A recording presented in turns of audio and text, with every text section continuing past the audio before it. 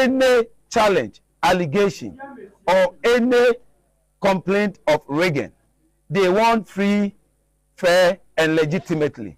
So I say it on repeat that there will not be any election.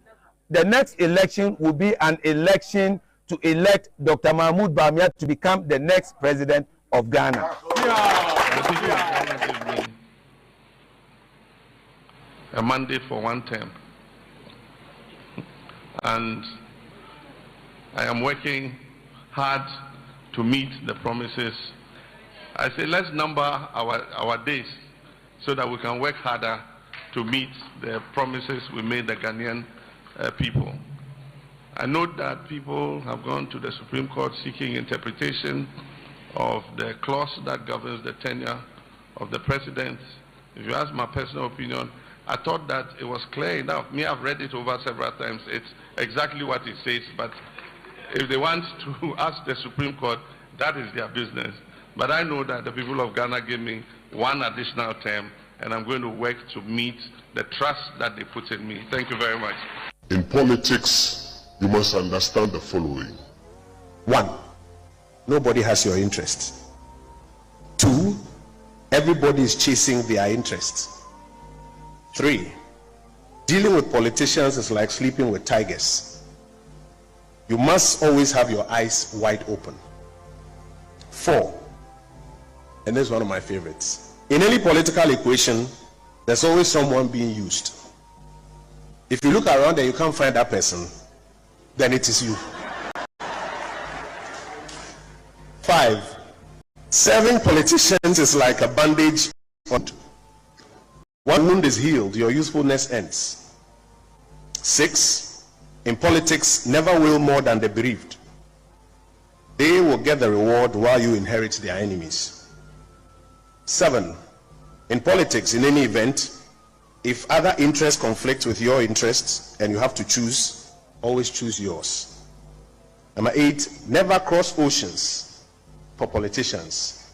You may drown. But I do believe that even by virtue of holding a position like that, for many years, I mean almost till the end of the regime, you held the most sensitive position as finance minister.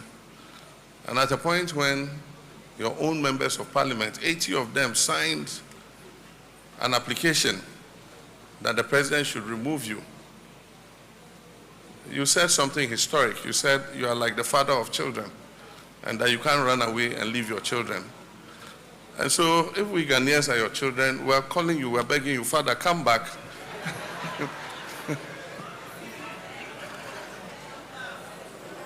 Your children are calling you to come back, you know, but just the act of fleeing, I mean, if you're a man of principle and you believe you've done nothing wrong, I don't see why you should flee your own country.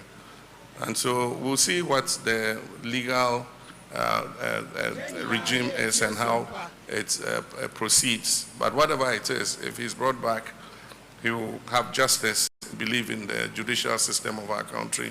You have the best of lawyers to defend him. But if he doesn't come back to, then it means that he leaves a cloud of doubt over his head forever, and his children and his grandchildren. And so we'll see how things play out. In the Galam states, we know all they did was to remove ordinary Ghanaians and others are more small-scale concessions and give those same concessions to their party people. Until DCE's party chairman, that's a serious allegation. No? It's true. It's true. Investigate it. It's your job. Go investigate it. No, we should not even run away from that fact. No, it's very, on the ground. It's very true that both political parties, when they are in power, in as much as John Doma and Mama, His Excellency, reasonable number of NDC people patronize.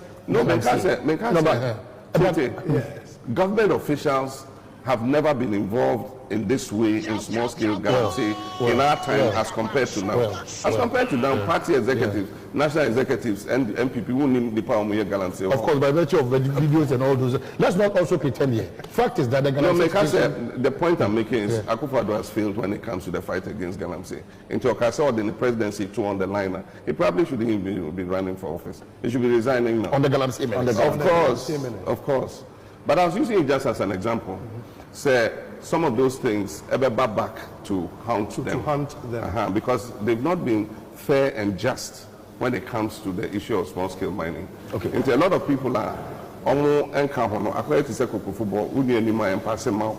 And the ordinary people are almost small scale concessions. They had the excavators, they were also doing small. Also, when you enjoy, let everybody stop. Also, Oka said, and then you let them stop. You took the excavators and give to your party people to go and do the same. It's not fair. Your Excellency, assignment is by way of a written instrument, and if there was none throughout the trial, and that a person could be convicted and sentenced on, it's really a worrying trend. And what can we do except to consult our clients and fashion out the way forward, and we will certainly come out. But the charges were brought under the Mining Act, right? Yes, certainly it was brought under the Mining Act. But the, in terms of assignment, the specific legislation of land transactions is the Land Act of 2020. Yes, Act 1036 regulates the conduct of land transactions. So if you want to really understand what assignment means as far as land transactions are concerned, then you have to go to the Land Act. And clearly the Land Act also of assignment to be a written instrument, but we did not see it. And instead, clearly, once he has been convicted on assignment without mineral rights authorization, it's clearly mind-boggling, and I am not comfortable with the set. You describe this as mind-boggling. Yeah, it's mind-boggling. To you, it is unfair. But let's talk about the processes of the trial itself. Would you say due process was followed? I will reserve some for now. Would you say the judge was fair and firm and just throughout the proceeding? I wouldn't want to, with the circumstance I find myself now, I don't want to comment on some of the matters, but I believe that as a legal team of with his tax endorsement to speak on. Is that what I'm sensing? Oh, certainly. Once you are aggrieved or dissatisfied by the outcome of the decision of the courts, the onus lie on you to file an appeal at the appellate courts. Now, from the High Court, you can only go to the Court of Appeal. And from the Court of Appeal, if you are still dissatisfied, the rules of courts and the laws of the Republic allows you to go up to the Supreme Court. So we will consult with our clients and take the proceedings and go through. All right, Abuja for Yasa Babio, and they that draw Yatanasi for God and country, you know, and the Eddie Babe Bro, a free sabra copim say, no num ebeboa paymu. Yefremi Kobla ABOTCHIE. On behalf of the team, we want to say aqua back to the show. I've already said, sir, and there a Monday, 20th day in the month of July 2026, meaning we have just about some 10 more days to say goodbye to July 2026 and never to witness it in our lives again. Today, Monday, some people have described it as a Black Monday. Ebimusu eni aje. Ebimu say ene eye enatuntum. A Black Monday. Why is it a Black Monday? I hear the Ashanti Regional Chairman of the New Patriotic Party, Chairman Wuntumi, has been jailed 20 years. Yadina ko to if you say 20 good years. And there a year jaja, what in a dream a day. Then something in our abbey. Na oturumwase a kind judgment, no. Wabra na the final judgment was read in court today. Na ayedeng na judge na kanye. Bejiri pise san komo we jina no. Ebeto dwa enehwei. E was SOMPA 106.5 FM in Accra. Remember, we are live on Facebook. Facebook is SOMPA 106.5 FM Accra. And again live on YouTube. YouTube is SOMPA 106.5 FM live. 5 o'clock, you may be a line now to numbers to call 0260-196064, 0260-196065. You can be a part of the show. And then, for P, and a bedding come out, of course, on the sentences. Some have raised questions. The process in itself was not fair. And of course, some have also said, it was fair. Today, we'll be getting some thoughts on this particular issue right here at SOMPA 106.5 FM in Accra. Now, maybe say, what's your thinking about this sentencing? 20 years plus a fine of 120,000 Ghana cedis. 120,000 Ghana cedis, you know. So, one go to additional 3 years will be added. Some are questioning the judgment. Is this a fair judgment? And people so question judgment and I say, procedurally, you know, was all the procedures adhered to? And then they see our courts. Let me quickly walk you through what actually pertained in this particular court case. I believe it's a rape here.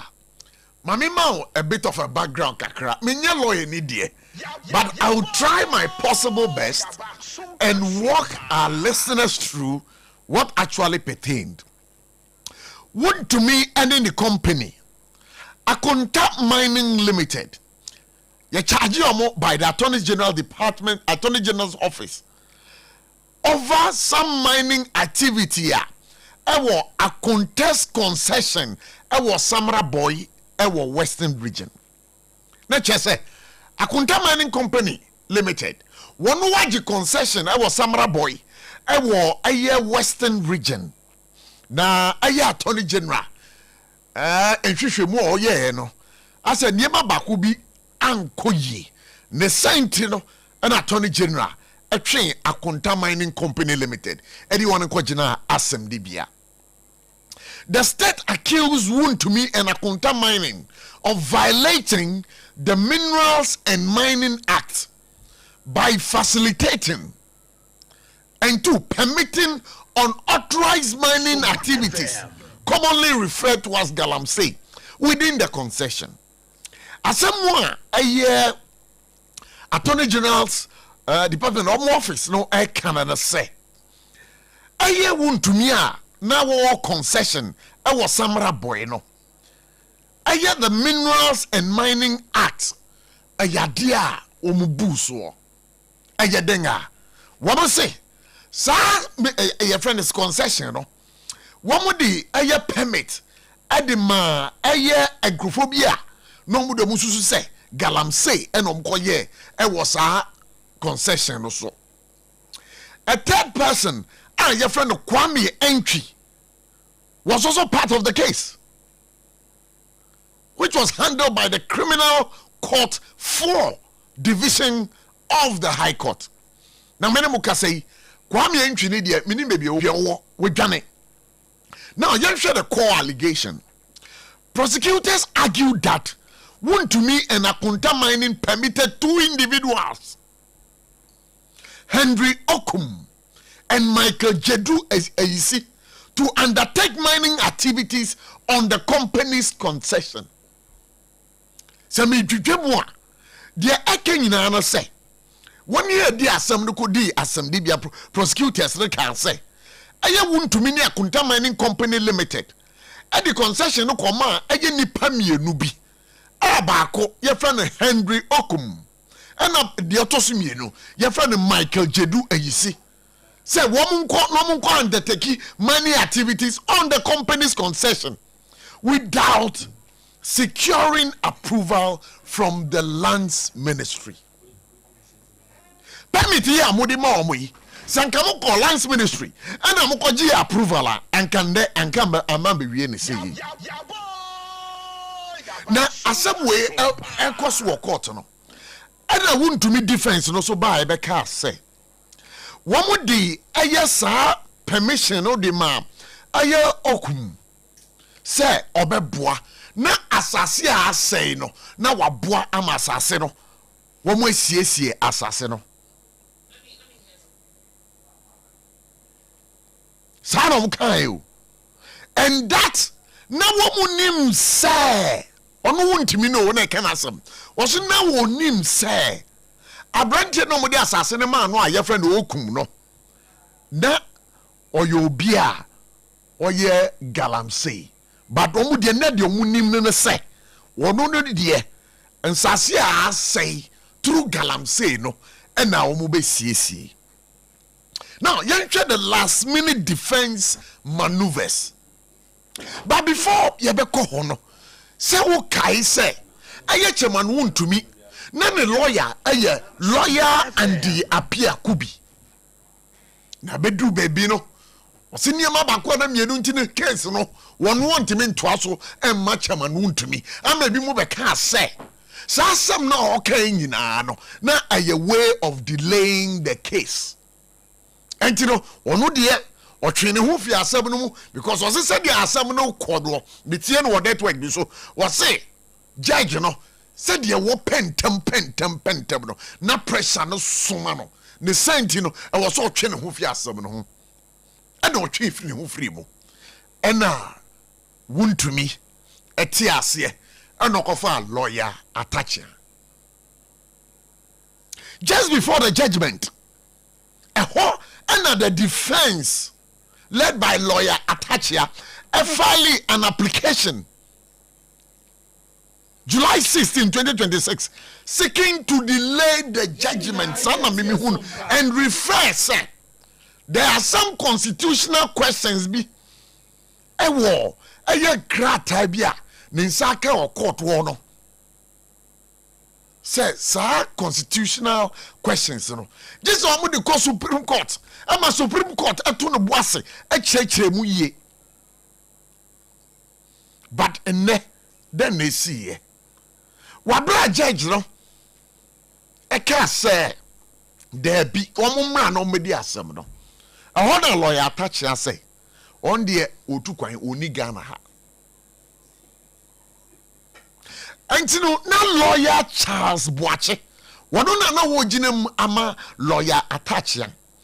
And na lawyer Charles Boache, a park court ne chose say, and kabeya, and ne judgment no, and kawomu and defer. But court no, and jantum. Justice Kokuvite ruling that section 99 2B of the Minerals Mining Act 2006 at 706 was clear and unambiguous and did not conflict with Article 1911 of the 1992 Constitution. And in Mrawe and Justice Kokuvite ejina so oka say san chiremu na wo so mo kopɛ Supreme Court no enya de a embrama ho kwan enti nde de eye judgment day enya judgment day Monday July 20th 2026 enti ne no pay na me monitor social media and na me who say wontumi waje ni yellow and ono 4x4 mu and what drive in a court na what see form no ni normal sign ya wo ye the crack it and I mean who say crack it na buy no court room ho and you know judge the trans ya won kick am isam wie ye boy 11:20 and a judge no started say one no there all kind of judgment Justice Kokuvite ehunu say I get chairman won to mean ye no. We buano 4 on count 1 and count 4. While Akunta Limited, Mining Limited, was also convicted. And so one to me was convicted. The buano 4. And then the company, Akunta Mining Company Limited, almost ye buano 4. On counts 3 and 6. Ruling that the prosecution has proven all elements of the offenses beyond reasonable doubt. As a Justice Kokuvika, I don't know. Was it asam na aye prosecution for eka ye nyina prosecutors na ka ye nyina no aye trodo eni da ho say fine enti no say ena asam no kusi ye na esiwie ye no lawyer ba ko be refini din menim say ono ana na oye aye de ogire mu ma aye lawyer touch na now say anka beya anka or pacho say aye sentence na aye de be ma aye chairman wuntumi no kebeya justice kokuvite won bomoden na anka won teso emfama no na say den community enie just say wuntumi yamani 20 years imprisonment and aye de a fine of 10,000 penalty units, roughly. So what began a scheme? I get 120,000 Ghana cedis. Sikadada 1.2 billion with default. So 120,000 Ghana cedis. Said I make that. So when Timian Tria an additional 3 years, yeah, they back home. Akunta Mining Limited. Court, you know. Tenasia no say oh we dey mamu hu bobo enti no say uhwe ni mining company na nkasa womo impose a financial penalty of 15,000 penalty units for each count it was convicted. So the 20-year sentence falls within the statutory range of 15 to 25 years prescribed by these offenses under the Minerals and Mining Act 2006, Act 703, as amended by the Minerals and Mining Amendment Act 2020, Act 995. SOMPA FM. And you know, say, and ne, akwakusiye. Na asem we a abano emami kaye brebi na ye man panyin a wote so sese okeka na nsam bi JDM on galamsey abusuamu manko ni enkuti national security for be family me ba cho unfa che be kakra eye we a ye nko na enkuti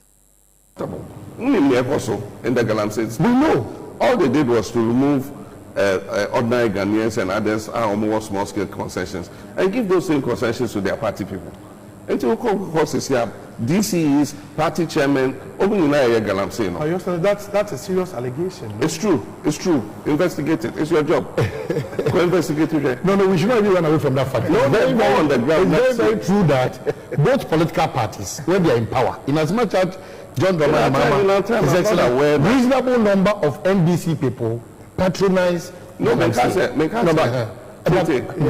Government officials have never been involved in this way in small scale Galamsey in our time as compared to now. Compared to now, party executives, national executives, and MPP who need the power of Galamsey. Of course, by virtue of the videos and all those. Let's not also pretend here. Fact is that the Galamsey. The point I'm making is Akufo-Addo has failed when it comes to the fight against Galamsey. Into Okasa in the presidency too on the line. He probably shouldn't even be running for office. He should be resigning now. On the Galamsey. Of course. But I was using it just as an example. Say some of those things ever back to hunt them.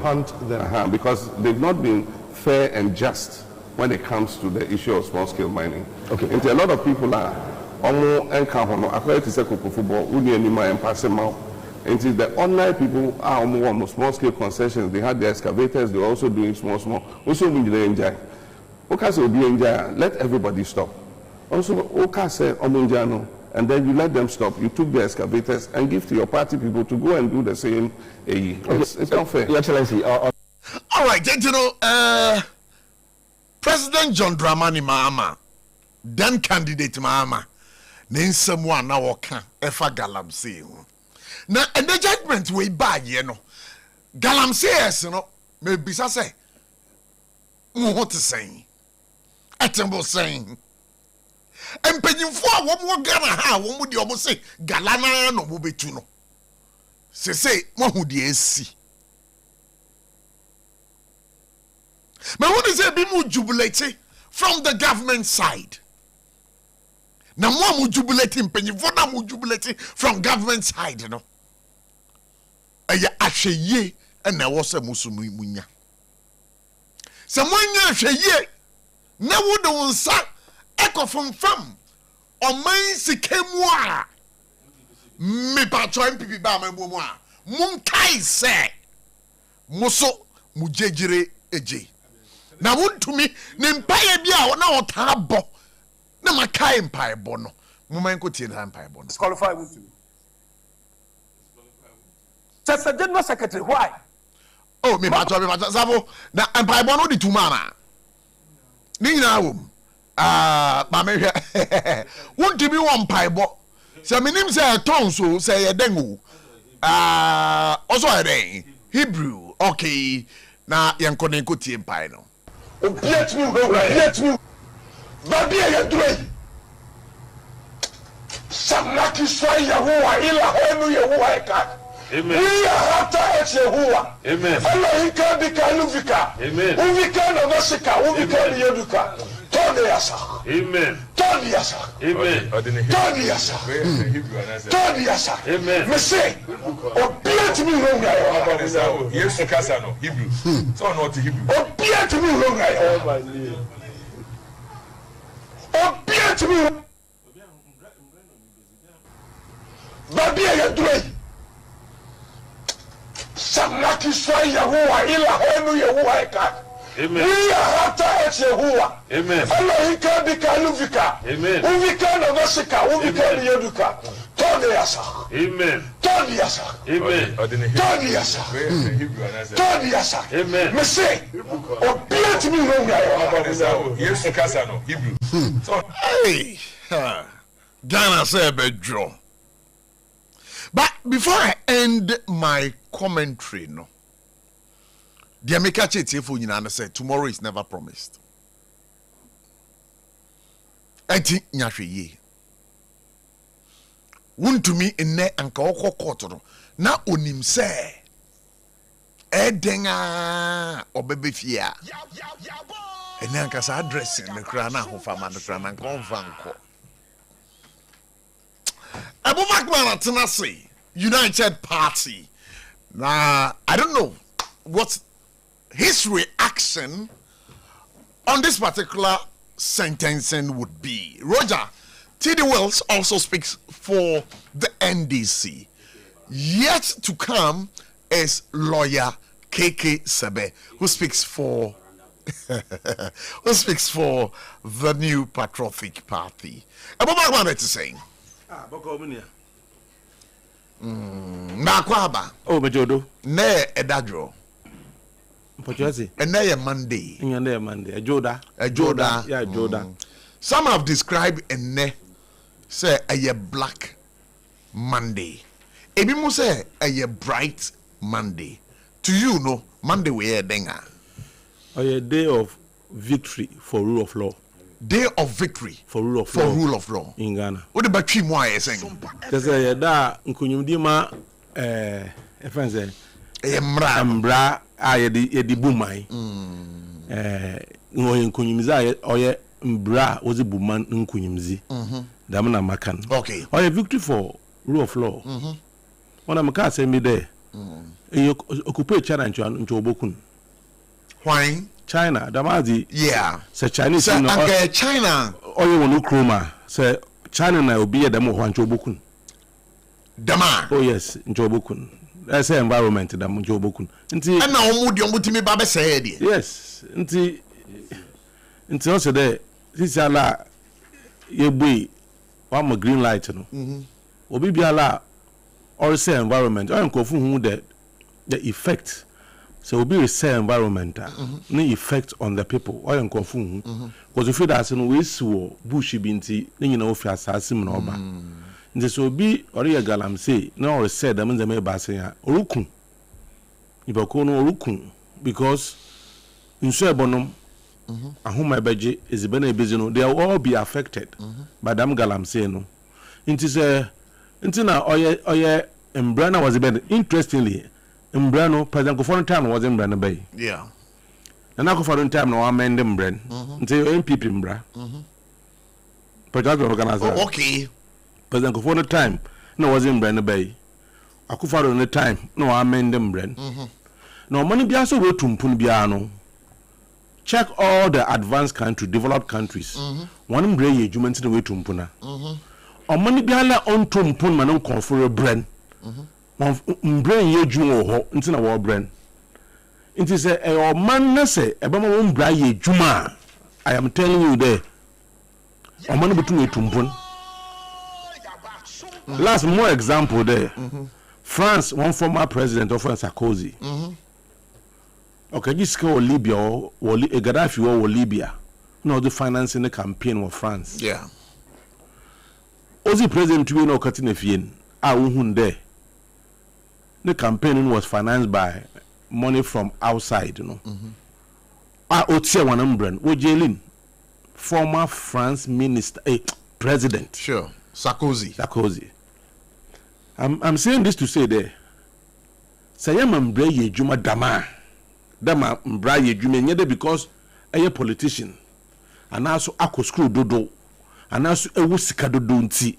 Say as no ya also there uja umeko. In fact, I salute this judge for the boldness. Judge Kokuvite. Yes, I salute her for the boldness to take the action to take in accordance with the law. One bonus okay, same be there. Or your first time offending to no man 20 years.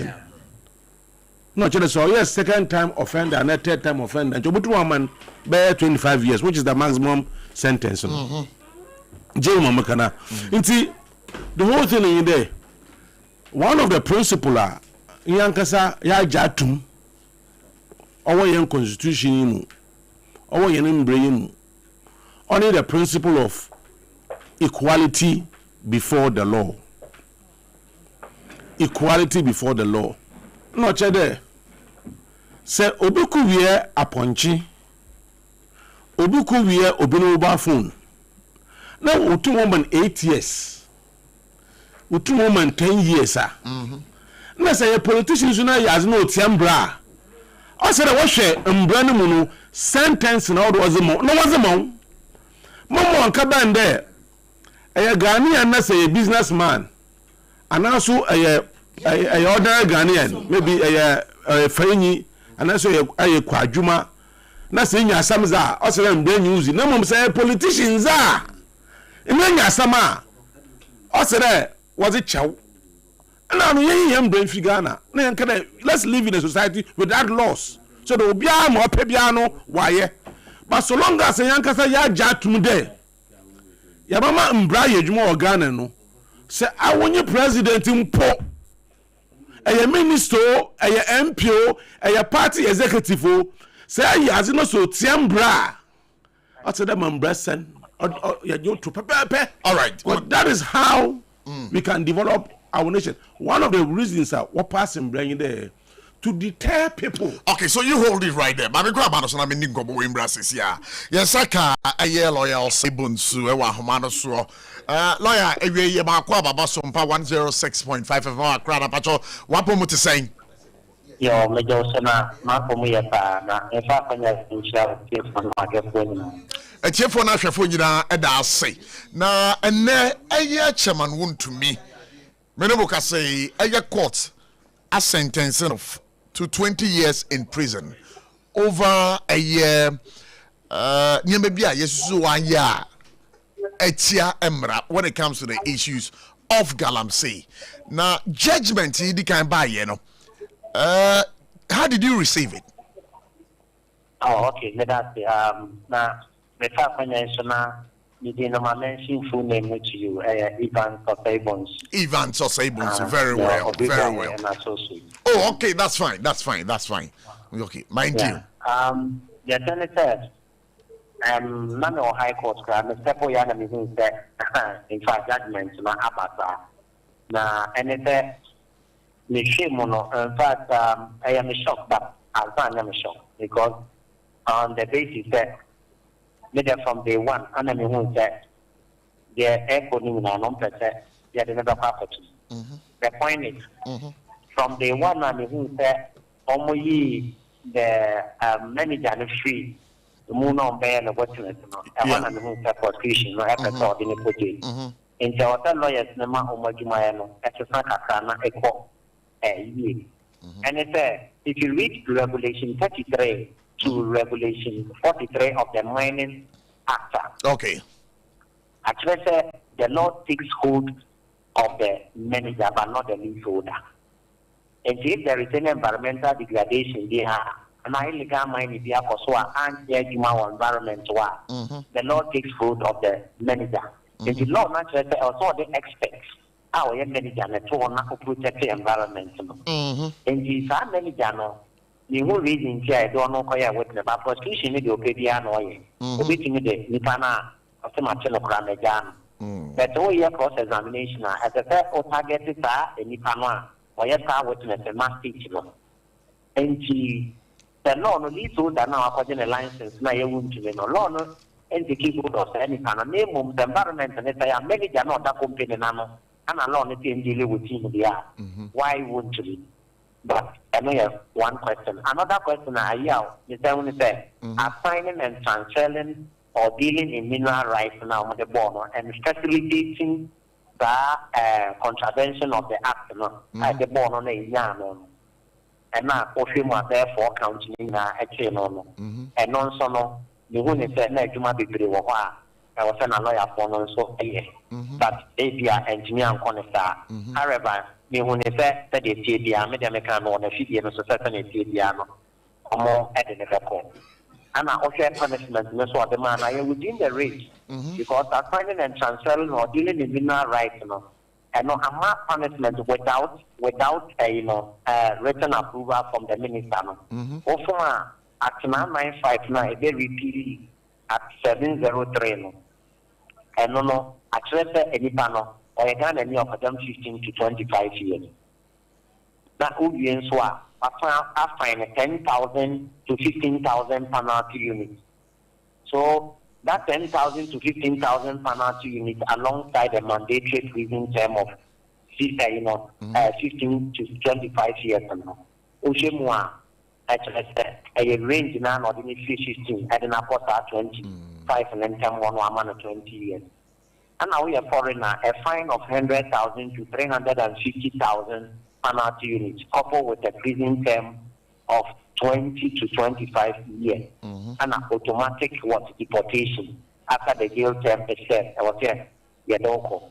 The year better cancel for mining lease and seizure of all machinery and extracted product to be a member what to be a good maybe it means a fanfa. And to get the law, they are what I new law no. That finding and transferring. Almost say or they know what in the company name a for and from the illegal mining after environment. When the town for now, almost say illegal mining. Let us all move and I need to me and 3 minutes and I audit to me with the maw. The one and make the environment and it say, why are you responsible? The environment and it say, a many jobs that are to compete and not mining action, I can't want them, but not the lead to that. But the Coba said, where the other deny scapegoats are law and energy. And you know, we can come. So, but your penalty unit now, or multiply 10,000 penalty units times 12. Over 1,200,000 as a for 12 billion. Oh, Ghana for this. I know. The way after 20 years, no way says you can now for them 3 years. In addition, now 23 years. But your penalty unit now can want some Siano. Is it not 120,000 because who bought 12 billion? Yeah, sorry. The Biami calculation in them 100,000 penalty units. Sure. In the other 12 times 100,000. I think 200. 120,000. 120,000. Okay, 1.2. 120, yes, 1.2. That is old Ghana cedis, correct. Oh, yeah, correct. That's fine. That's fine. That's fine. That's fine. That is old Ghana cedis. Sure, so 12 times 100,000. Sure. 120,000. And you know that means that actually you both a prison custody an end, a issue end. So conjuncted word in the end. End. And you also prison. No, I said, yeah, that's the guy 120,000. And it's when you 120,000, additional 3 years will be added to sentence. Okay, and you know, we can say procedurally, the course or court, as far as this case is concerned, everything was right. No, to me, everything wasn't right. On the basis that the lawyer now filed a stay and assign apply to the Supreme Court and apply to the court. The court no man acquire because something borders on interpretation. Yeah. And by virtue of Article 21 and 130 of the 1992 Constitution, the Supreme Court will have power to interpret the law. And she said it should be brought down mining act. The court has to stay proceedings. Now court now refer matter not to the Supreme Court for further interpretation of that provision. And she court no and or reject at the time an substantive lawyer no granting or but to be never holding the brief. Yeah. Court no and a two stay no so court no and and in it said na lawyer for no beshim. Almost will be become the matter at one is on the file, they pending appeal.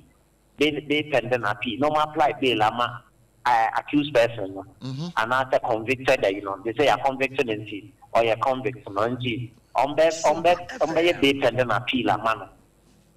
Now the day not to now court of first instance, and so when few or no chamwa, on the repeated application, court of appeal.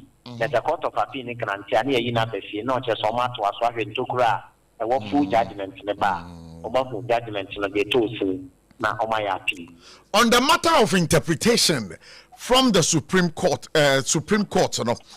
Judge, SIT, section 99(2)B of the Minerals and Mining Act 2006 Act 703.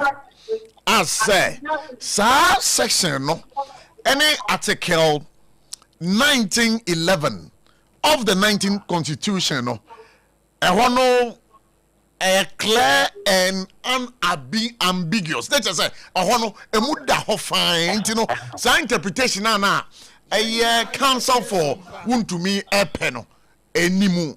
We am renimini, send a hot here. Yo, may I set my mind to that section? Or there section 29 of what? Or say, me patroja or say section 99(2)B of the Minerals and Mining Act 2006 Act 703. Yes, very well. I've not read the entire provision of section 29(2)B. Okay. Session. And 99(2)B. 99(2)B. Sure. And it's 99(2)B. No, may read the provision and the however, what is wrong? I say so being not of 99(2)B. Our problem, any article via 19 and any provision in the 1992 Constitution until the VS officer for further interpretation. It may be clear to you the judge say, who will be guilty in it. Sure. But you may also defer if you open fairness. Open me a defer no one make reference me to the Supreme Court. Although the law also permits the judge to so peace ambiguity to the animal. Over to me at Wasso. My ecobatter ambiguity will no the court. Let them pass Supreme Court judge them with a net and rather than not as a whole judge in one sentence in the past. So you have to wait. Now train now refer to Supreme Court. Yet then Supreme Court in a decision and in interpretation over the very year. And what wait to go ahead and no one sentence in the past. So me with the entire history near Penton because justice na grinded slowly. What I say, but definitely at an decision That's what you hasten to give a judgment. Now let will be full view of judgment in it will be the basis for the person to quash whatever decision and answer for your decision to be overruled. So the worker said the wheel of justice grinds slowly, no. Yes. Lawyer and Yakubi, let me tell you the interview be. And he had said, say, as a case we know, one more panel and Harry so do. As a speed in that case, no quarter. One more tiasia. Do you also have that sense of feeling? Absolutely. Yes. The You see, several witnesses were called. Once you have fair witnesses, maybe won't me time or open defense. No, you have fair witnesses they way. But that witness never say Attorney General or your more cross examination. Witness you are about anything crack and no guy no guy will knock on the target here about that means that officer will speed up the process. They daily need an 10 because never the time I call 50 witness, not an okra. Over process me woman although and yet the number of witnesses in the picture, but the credibility of the witness and the authenticity of the witness statement. And in the statement and the credibility in the picture. However, the Usumuness are open and 10 tama. Why I said yes, 5 or 6 witnesses of prayer, and not 10 of prayer. Ubija because we didn't tell no target back. That means that no quarter back on the also worry. Because you think they're open and some other 2 quarters are made back on our Ubijani over. And I think say, Osha, they are not so can not many Argentina can say in all criminal justice now woman.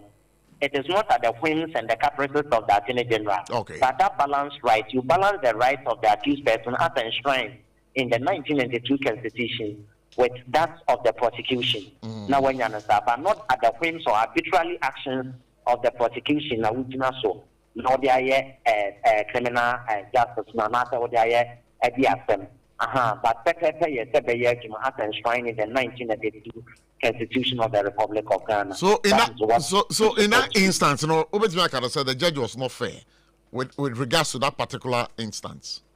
That's what I say. The judge was not fair with regards to that particular instance. Yes, to me, who fairness or honor. Because even if there is an ambiguity, whether or not there is an ambiguity in respect of Section 99 2B of the Minerals and Mining Act, and whether or not there is no ambiguity of Minerals and Mining Act as the ABOTCHIE supposed with the 1992 Constitution now. No, in order to be blamed or judge, stay, may refer matter to the Supreme Court for further interpretation. Ekobano say actually they be anyone. Again, a prevent all. It looks as if a legal vacation. I think almost ending of this month. No, but somewhere October. Second week of October, now the DSSR. And the no big friend, the Obia Pujela. And yet the purpose of the law, but the purpose of the law is for reformation. You understand that? Into the amendment point, and it said, obey and prepare because justice emanates from the good people of Ghana and it shall be delivered in the name of the Republic. And 2 years, the was the prepare AOBR. Now they attention about the said Obia Kuma. If you read the regulation 33 to regulation 43 of the Mining and Mineral Act now, and one of the leaseholder and Yanashe, name of the manager who manages the company and the environment. The law is clear. There is no mention of any leaseholder. But yes, so the leaseholder is punished today. Actually, so once the manager every year prosecution witness that's just on the wafano because the person was made as a prosecution witness and also a managing company in international fair environment because the fair environment now regulation 33 and 43 of the Mining Act talks about the manager and it's a manager and what you see in the prosecution witness there on our prosecution what punish the leaseholder.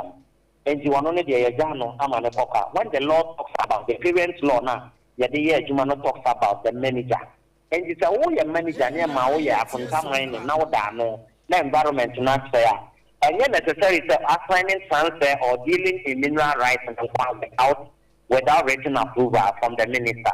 But whether or not you the manager, you also sought to protect the environment. And also another area I was also there. But therefore, but however, Osha any panel manager because another star witness and the prosecution cannot in the court. Your person Wajano, and they have that right to. So that is the law we have in this country. Okay, so let me also find out from you, sir. Some manager kono, abain bi ba. Some manager kono. Ono so betimi atwena ko gina asem bibia say was say environment ana. No, unless because they say I said ruling number, you're using as a star witness judgment and swap every. Okay. At the time being now, I recall it star witness and now I'm charging on. Unless the wire did also with the AD at that time, I'm prepared now for non court. And you can prepare no. Because the litigation must come to an end. And the matter will really take it and this is our section B. And I said, actually, baby, no one is off from my idea and on then cancer charge your money. Okay. And I'll bet my money on now. So, what on SARFO now, therefore. There are a lot of people here, more illegal mine, and I'm not in support of illegal mine and Koswa. Yen support no. But the point is that it shouldn't be a political persecution, but it should be a proper prosecution, but not persecution, so that justice will prevail.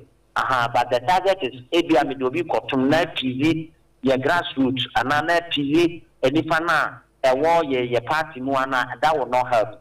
And Tinipano Crano, and then the man will be Article 19 to now. See now, also many panels say hearing. What the Pepe, Juma Pepe, or some person because Supreme Court, which is not to Mono or better we know to Mono or who you saying in a that's what if I know a sentence.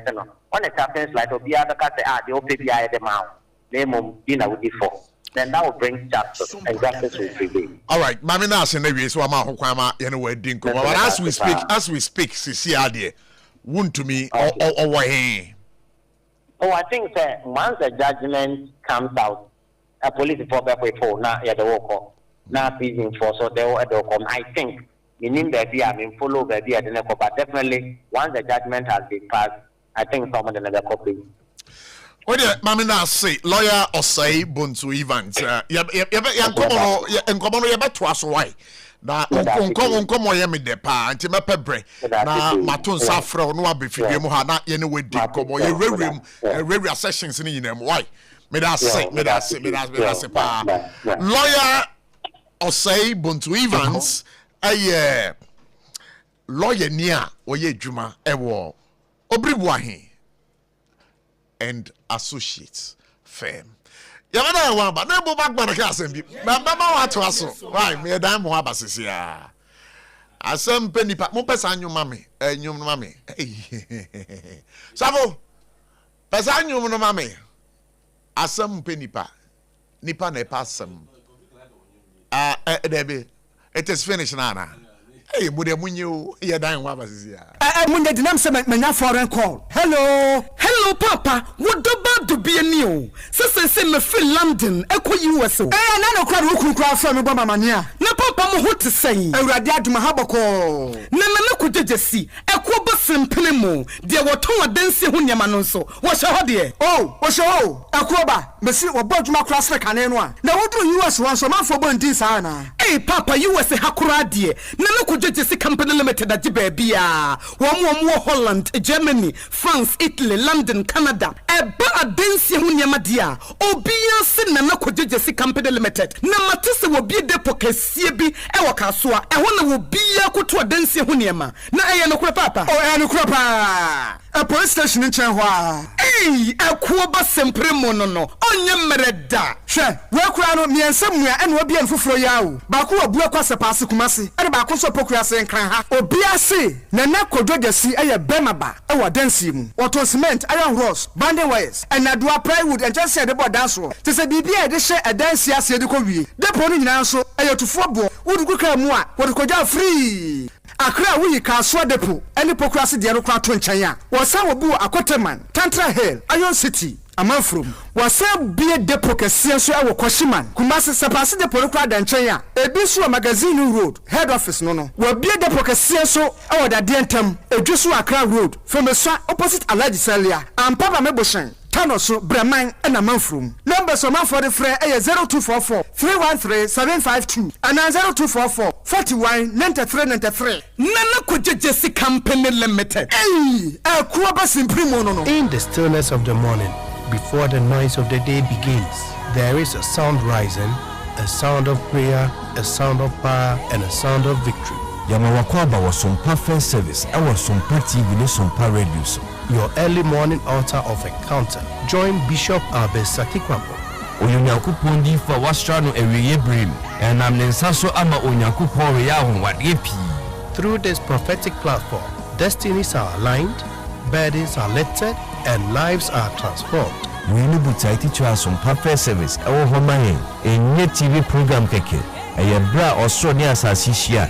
A bro na kupon kasa chenema. Set your alarm, tell a friend, gather your family, and let the Spirit of God reposition your life. And SOMPA First Service in Chawu Hoda. A yagada kusi if yada anopa. Anopa no nunkusi anopa nunsia. Fawida na share radensa.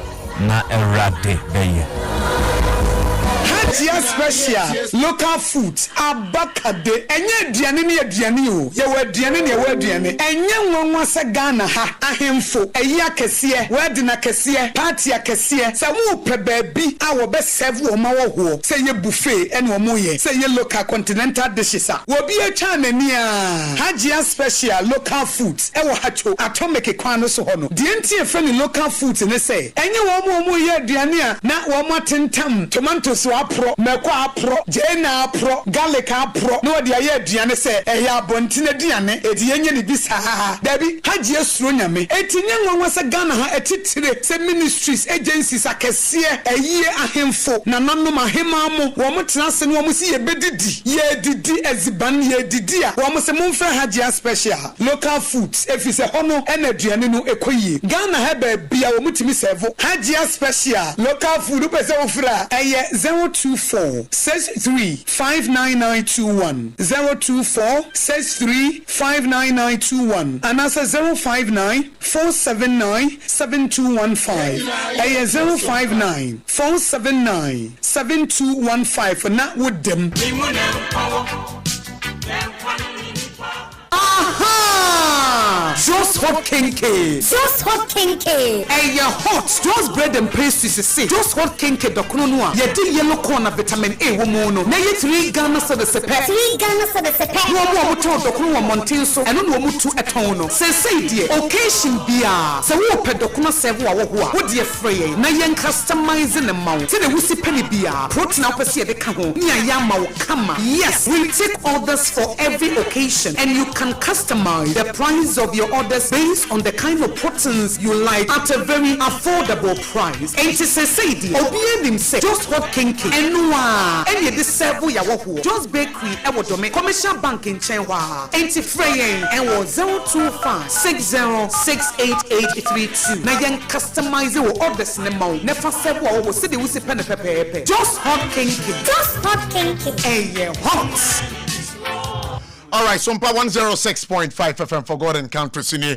Let me seize the opportunity. I'm in the Endpoint Homeopathic Clinic, I say, RSYD Norwegian Studios, for sponsoring the second part of the show, the discussion segment. And I'll be telling you lots more about them live here on SOMPA 106.5 FM. But so you was it Muhammad's third term bid, no? Ushe opposition nankasa every baby out na every eye NDC mu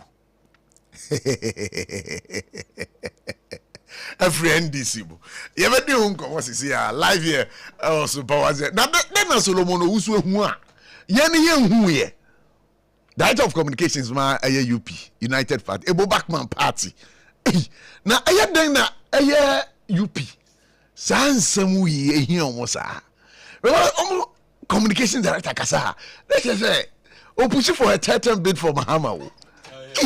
Debi sana me dream. Fana me dream no. Adabi debi wusu me ma dream sa. Wusu betimi adwen foforo. So what I say? Solomon wusu amano so me dey ko. So let us say. Solomon aye papa na wo sese no de wo de yame no na wo twi me hia wa ha so wo ye de I don't know what chairman untumi sentencing no ebi mu say na black Monday ebi mu say bright Monday to you no a day benga Monday ne uber describe anything a beautiful Monday. Why is it beautiful? Na baby ya kwada ya kochichi kwada zo buye galapsi. Then ya chi upe muna ko te jelera. What is wrong with that? most of the bonus of Kowa, yet Tiana now will put to me a mention. Okotano the main for us, Okosama boy, or prevent the traditional authorities from someone to call Monsaza. Essence, you are ye, confortion or monqua, ye womb and quada, or money, and man, and my way chima ahead of their time. You because of kidney disease. That's your coaches and panel. Abandon what woman of course will be that. And the morning. It's a win for the law, the rule of law. It's a win for the law, and it is also going to help in the fight against Galamsey. Says here, your mama made here, says, and go for me to end this more than Galamsey. And you were the president. Jovian Quay, only a 2020. Oh, man, way of it. And you know, about the president, we are that home. When you and I know you'll be rejoicing over one cause I wouldn't be a maker who and all cause you know, say yellow at all. I catch on the the last West now. Omunyinambra then. You be party no. And the yellow no sheno na asichre no. Nje wa ho zan bi before na mwa no. Nje no no medin kra. Kina o chese UP. Ana ne party. So lupa de obokumio. So na asama wo Canada say aye Muhammad Staten bid na. Amanfo can was maybe mukra akokota mukwa interpretation ni. We see NDC for Nankasankasano and a kiki against it. Why do you think so? Oh, so already Nangasa or more person will take over no a campaign and now nyawe. Maybe who's will be a campaign deal? Oh, when I campaign for was to home. A shade to at the force and yet. Aruna chief of staff for yet. Your friends Eric Opoku Joshua Labi. So these are not secrets. And example, we say they are ready to sacrifice their political ambitions. And the greatest opposition will come from within. And outside, it is from within. Wow. Okay, so what kind of say with the young pushy further, but it will wait until a day. Yabaton Safro ma yedin komo. So today for you, it's a bright Monday. It's a beautiful Monday. So we have another say. Ebo Backman semenchao, lawyer Keke semenchao, Roger T. D. Wilson semenchao. Mechao mujina ebo ya kanoga kaso. So we have another say David. Why? Yeah. When you didn't meet here, ebre eni ho. But one e wiase wo ho. Sa anyum we no me pese obia editu no ho fo.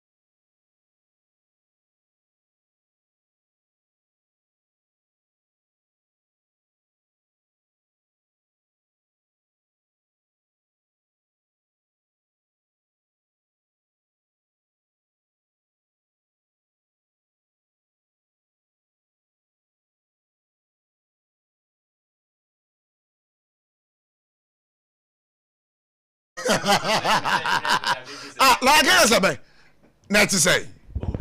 Oh, that madam, not to me, but about this is me man carry. Again, you know, Dama Unyanko Ponti. Now, I know I'm a boy, who preach you. And you, mamma boy, again. And Malbon, a ye. Say obi say ya person. Efutu na ewo mu na ye. Ontufo. O say asemo hoyi. Empe nipa. Ba nipa na ye den. Ene pe ne ho asem. Say no nya ya asem no wo ka. Enti yenye den. According to say. Nya hwe Me aha fe na odi bibi so. Na okay. Me tie ni man tie mu nsem yi. Eti say dey go back ma betina awie ya. O say mra bi ye MPP fo mra. MPP na ahyehye. Ade a akọ parliament ayaji atumu no. He's so biased, so one-sided crutch. And actually to me, son of kind. Na say emrano or can say a kufa pencil and a or can say enough. Or say emrano a kufo and edim emranda by and yakufo and edim by 2006 and yakufo kufo based on a kufo and shamra. Okay, kufo a pencil and amranda and a parliament they buy parliament edim raba nyabutre but a kufo pencil and a parliament is amranda yes and another Dubai is so no be shame 2020 and money MPP mra that was what MPP you should have corrected him. You should have corrected Okasa MPP mra. Oh please, you're on record. It is on record. And I'm not saying it's a bad. Let me continue. I'm not saying it's a bad. Name the American money deterrent. That is why you pay jam renimu kanine ni one 15 years. Yeah. It's the pay jam renimu at the course. Solomon Wakasa. Nanunsi. And I'm a bemo. I didn't patch your ebo. Yana for Nanunsi. Why? No, Mamma, you know, Bajimano is one because Ghana had behind them, Brebia, Ghana, Bra. Even MPP one constitution ample or Shaganam Brass until Ghana law, Nasa Makabam. As some get interestingly, President Kofona Tamna, Damon Benobay, and others who ban or amending. Doctor Mawanka say, Uncle Wankasa is you if you know our opponent. How can I say Kufomra? Oh, if that's what I said, then I will try. If that is it's a gentleman. No, if that's what I don't think that's what I said. That's how I will track. Otina is you if you know our opponent. One can say you if you don't have a pub, you know our opponent. It's a some now. This year, March, I went to be. Center America equality before the law. Sure. Na America mo a politician then Jemonka won fanche da man zaman oboman. Abente bi o friend Ofori ano. Okay. Owo Nkrofo Western region. No fa na etu no call forest reserve. Forest reserve nizini ye Ankasa forest reserve. Okay. Na okay, yes, Ankasa forest reserve. No, they took a caution, maybe or Chukribi na or Pesebi, not the Abobon or the Abon. What's it? What trespass the forest reserve into we jail in 3 years. But what am I gonna say? It's you, pa. O send or your ordinary Ghanaian, maybe or your hunter. Nti Ghana Bianca wasam 3 years or them. This year I was a man. Nti so be trade no mko hwe otwe ana adwo na matono na me da be fia ba yanko na se mbra owo da maze no ho onyina ezi ma wo hwe mbere mu no wo so do man 3 years or man 3 years a na wo so se kaye bona se bon oye kase na mbra na se dam punishment on for mo was it because be ambassador or a political persecution? If you're a politician and you're one, the moment or a political persecution. If that is how we're going to run this country, I am telling you, we're not going to get anywhere. Politicians, people will hide under the umbrella of politics and always do what is wrong. Watch 1 hour or a persecution. No, what's young Crawford who carry him? I mean, there is one of cases I want to know court. Or another case war. No, I think also also Tano Forest Reserve. No, another case war. And Sana, you Mati say okay play bargaining. Exim Bank. Exim Bank. Na Mati also Cocoa Road to be susu ho. You see, the resources of this country is for every Ghanaian, for all of us. But Obayan there, say politicians are. Then you have special access to these resources. It will as your was at the expense of the larger citizens. Open them are not you do or many able that chimbana ya say one dachi. Inti obey here there. I bring you so be as in a song. Ja, Mam Branison, no for you, Juma. No, I mean, I'm Casam Joe. I don't have any sympathy for you. Because Janko Panankasan Brano, when Adam, okay, Adam there, as all the depending on where you stand. If you're a lawyer, a NPP lawyer, and a NDC lawyer, and a neutral lawyer, who view most of it. The NPP lawyer be or a political persecution will follow if one of brothers in judge now. On all brothers in judge. No, how many years in put away compared to the judge or bar. No, yeah, judge now money judgment. Maybe on a political persecution.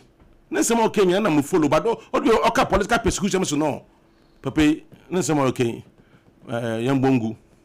No mum, young boy judge in about seeing your judges what's them.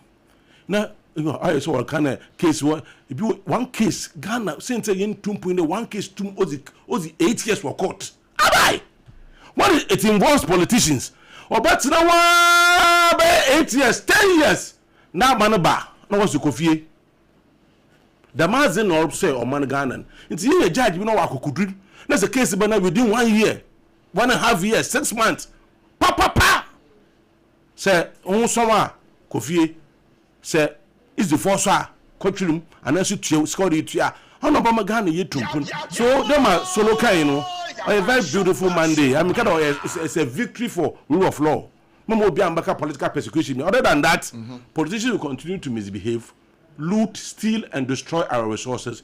If you say then they begin to cry political persecution. That will not go well for this country. All right, I mean, I say, go back when I turn and kind of quickly. Let me listen to Lawyer Kiki Sembe before I come to Roger. And I'm into Roger and Sana. Because of the internet. There be Roger, I'm into one saying. Abochi. Yes. I'm in fact when you're so in chair, His Excellency the President John Dramani Mahama. Me sign China be the chair, Professor Jinana. Ubukwajiman, na mechia party mumpenifoni na mechia the leadership, the rank and file of the party. Na masachia grassroots no. Na Abochi party there na hondi ni na grassroots no. Nti yen yetu ye ho esi o say ye na veranda boys no. Ebe make sure say the base is in touch with the top. Nti no obi biara o bon modern say party no so ebenya that strength in connection with the business so yami enhira no Abochi yes chairman want to me as me hu say nya lawyer say keke se beba ye ni ra huye pa future na appointment didi why the lawyer keke se be adentra because want to me aban nkabra edanensa anensa na yeka no na I think say sad on one part, but I think say it's a lesson. This is Ghana has won. Ghana didn't couldn't. Yes, in law no. I think say sometimes some laws are established and I say some verdicts are passed so that it would serve as deterrent for others. Utie friends Owusu or making some submissions say. A best serve as a president into what we be biano, Sisiano, or so we then. We are she pa because Obia bet me as a to me bet me to Obia into ye be bia. Now I think him say, oh, ye no quine so that one got to a man nebimu and as one got then one got to assembly. But to me, not the problem when no me the subordinate na about. MPP Benifo and Akufo-Addo titru. Then am I. Tama, Frimpong, Professor Frimpong, raised allegations concerning illegal mining or more temper with the forest near Adeno. Nanka was so much hormone be some question say we raise any objection as we raise issues be concerning now. The way in any legal I was say if mrakwan so legalize it because Asema Ekosuni Nane say he could have salvaged the situation just by going to a minister. Now all requires say in writing no about authorizing to transfer the concession. Sure. What does it? It's where a shared negligence. Negligence is either say or feeling so powerful say or bigger than the minister. It's obey now override it. Minister no dia obey bia and I said the obey bia. What does it? Into Abochi, no video be was say. Now I think so Musumba video no. Na akufo ado address a presser. Oka say wakre untumi say onye any illegal mining bia. E wa say me forward ma Abochi say o betun aboa.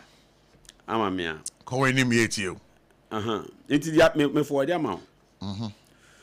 Okay, me the amount. Inti Abochi mpacho mombo man na itiefo. Wo de ko enim ye bebo ama. Inti Abochi sa situation see a womb to me are finding itself. Sisia. One thing is clear. Edenga. Say MPP for any din hwambo. No wonder say okọ no share yellow. Already communicate actually MPP for say you are in the wrong party. Sana hono. Oh yes. Na say yellow the color be Debi abochi me to smoke bi me to nanajo e won off. Me this smoke no be do Accra. Me nyama no na me ko yi smoke back home. Eye portable nke be fit me pa but blue and white are red down on there me said that. Sa me say it is one thing. Me praise the crocodiles MPP before me share better see the or catch me say me support no me na me catch you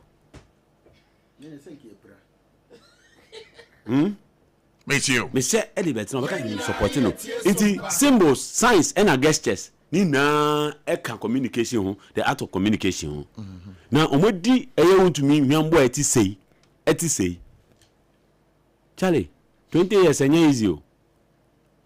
But unim, no matter the noise you make, the law is the law. Or women's organizer. The law is the law. Now we lawyer keke sebe. Oba bekebi minim se onu angasa obeji atum se wo se ntumi kodem.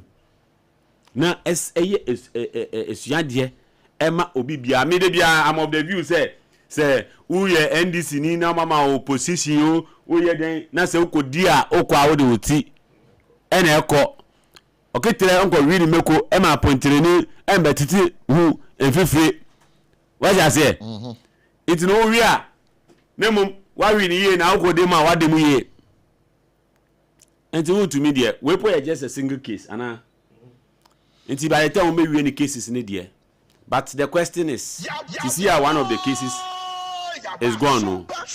Who is next in the voice of Blacko? What the matter who is next? Now there are some no, because Ghana for probity, accountability and social justice. Unim dia illegal mining way. Ekose. Na say flood be a many samurai boy say for saying video no. Hwe inko full livelihood. Abochi, what's it the way I will see pay fufu on Friday ni Saturday ni Sunday fufu India grey. By this time mercury chemical component egu ye mu asengawa me pacho embo hu. Me mo hu but me kan kra na kire o. Debi o be kan kra. E mo ye program bi we software o se tie me kanya me adwen na kire o. Abochi. Me kra na me ka kire o no. Fufu we didi na mercury egu mu be gawa ma. The effect of galamsey, the replication are edible generations yet unborn. Now say ye 2025 mu just a year back.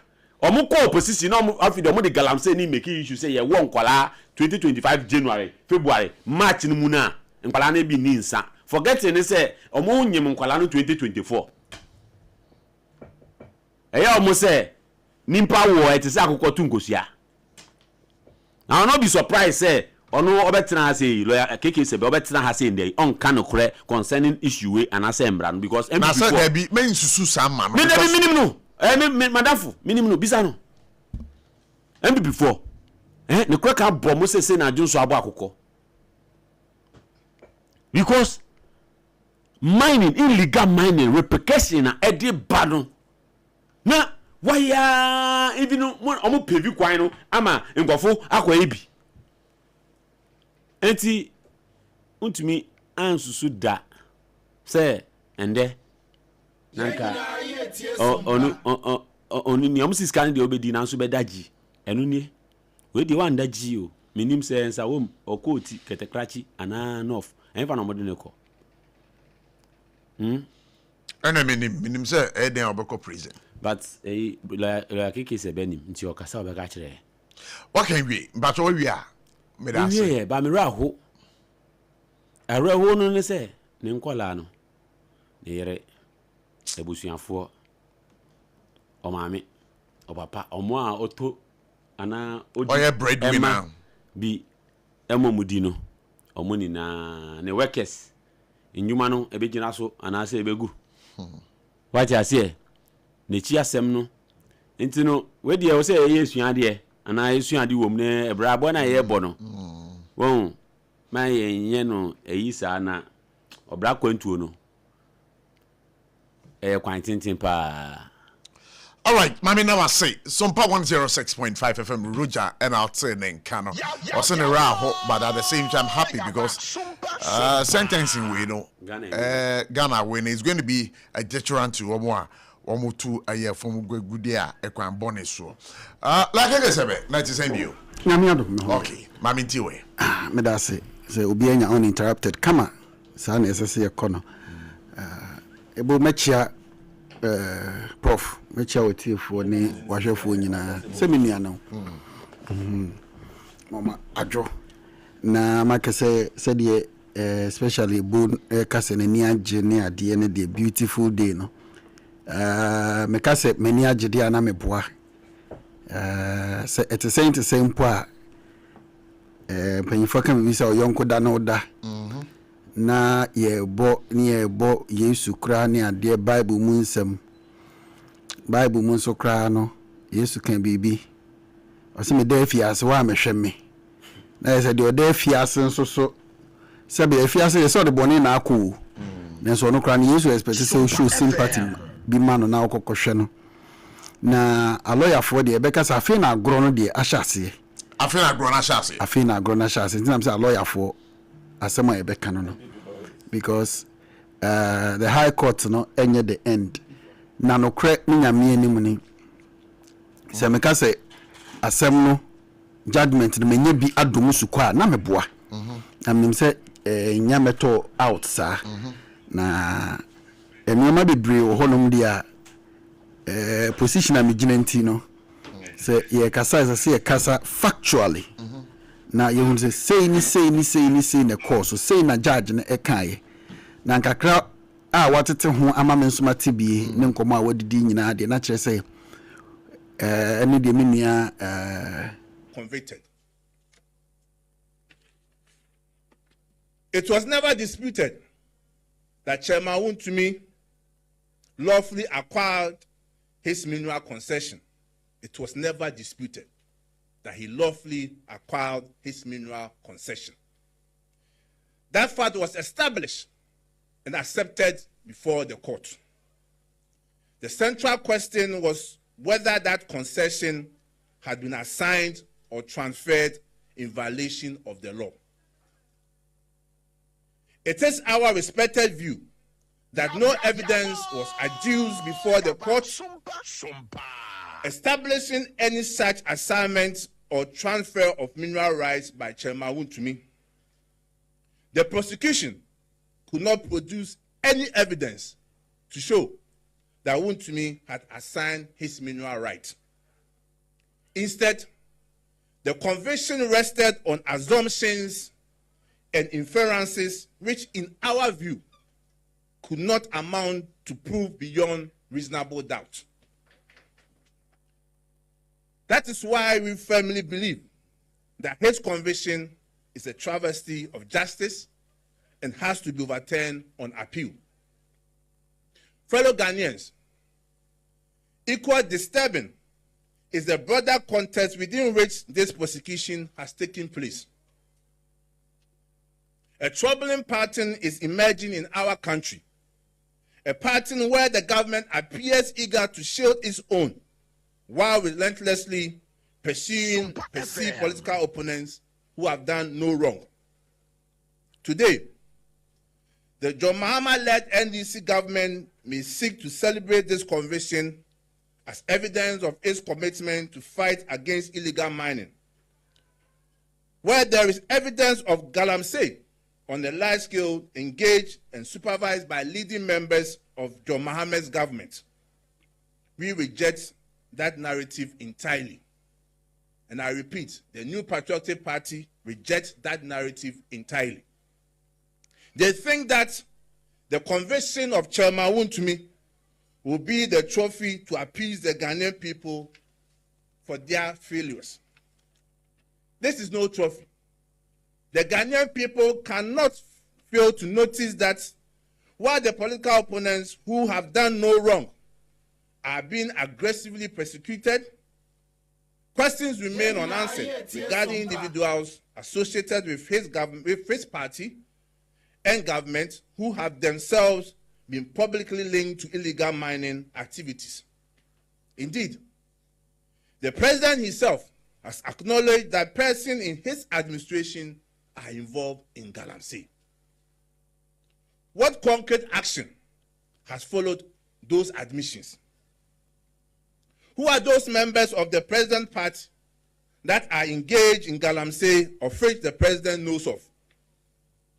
What has become of the petition submitted to Economic and Organized Crime Office, EOCO, seeking an investigation into allegations concerning Mr. Joseph Yamin, the NDC national organizer, and Abanga Yakubu, vice chairman of the NDC?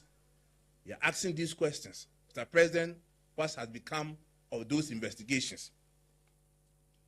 What has happened to Honorable Mohamed Yakubu, NDC MP for Ahafo South, Ahafo South East, and his DC, who was sacked from a chief's palace after they alleged that he was heavily involved in galamsey in their traditional area? What happened to the NDC MP for Aworin, Honorable Oscar Ofori Labi, who was accused by the chiefs and the people of Aworin, as well as Ghana's coalition against galamsey, for engaging in galamsey? Why has the nation not witnessed the same level of urgency and determinations in those matters? Justice cannot be selective. And I repeat, justice cannot be selective. The fight against illegal mining cannot become credible only when it targets political opponents in respect of whom evidence of wrongdoing does not exist, while overlooking allegations involving others, especially persecution, at a time when our nation is grappling with growing security threats, the devastating impact of illegal mining on our cocoa sub-region. Ghanaians expect leadership that demonstrates agency, competence, and an unwavering commitment to protecting lives, livelihoods, and national security. No government should attempt to divert public attention from those pressing national concerns through selective prosecutions designed to create the appearance of success. Finally, let me assure all members of the New Patriotic Party and the good people of Ghana that Chairman Wontumi is not obviously ignored clear evidence exonerating Wontumi. The New Patriotic Party stands firmly with him. Our legal team has already. The MPP considers Wontumi a political prisoner. The MPP considers Wontumi a political prisoner. Nothing, no. And yadia eko ye. And Wontumi is a political prisoner. You side with him. Ukasana, he didn't interject. Let me listen to you. Okay, that's fine. And some be all crana or 10 free man. Justin Korea. Exactly. Oh, the other maybe can you say you shot and someone what can Mama Tibi me Roger, so I can't. Mama Tibi ya Roger say a documentation and necessary. Oh, yeah. And some of the sir, baby, or the microphone, Amma Omo. Hey, now Roger, no word if you use no. I mean, I get. Me patrol, where they be some. I can't go to be some moment. Yenti treaty, no. Sebi, am I yourself? Ena atemwa for no warrior. Yara one said, Yadutum, said Ghana, Emra, and Nessa Yajuma. Naso so, Emran and Chessa Sebi, Ububi attend next year, me and Kawansem. Asama, at that court name and ne court ni buayano, the 10 in the 30 and the said. Obianu or persecution ho attorney general office ho etimi ka asem emane to asum se chema wuntumi se bi no ni nkrata se obetu se bi gold o ya sase so eno enya ade a court no edi achinie enti a chese chema wuntumi no krata eman ho kwan se obetu efom agudie asama court no kan ene se omu gina so a omu de chema wontumi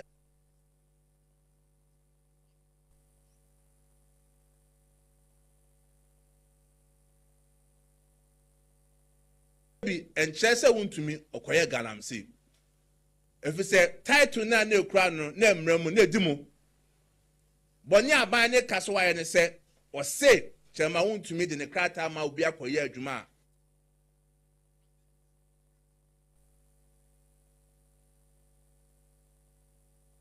aban na mprenso prosecution asase am obi se ofa nkoye adwuma aban no amprenso prosecution no omantima ankyerem judge wodi asem no ese amu ba ye bedi adanse na asem o mkaye no eno no do tu nsienieni a ogina so a o ka se chema wontumi edifo eno ne mmem ye ka no circumstantial evidence na so omantima prove beyond reasonable doubt a bad criminal prosecution na so a o ka so de chema wontumi akotu o ma sabi illegal mine e friend galamsey no obeko ho na so betu ho esa ene wa bemu enkofo bebre wo ma wa okra oji tum se omuto na so omo ye galamsey o ma pene de Ghana fo busa ne se sa asem no akosi sen o party fo no na omo ye no ehu asem no akosi sen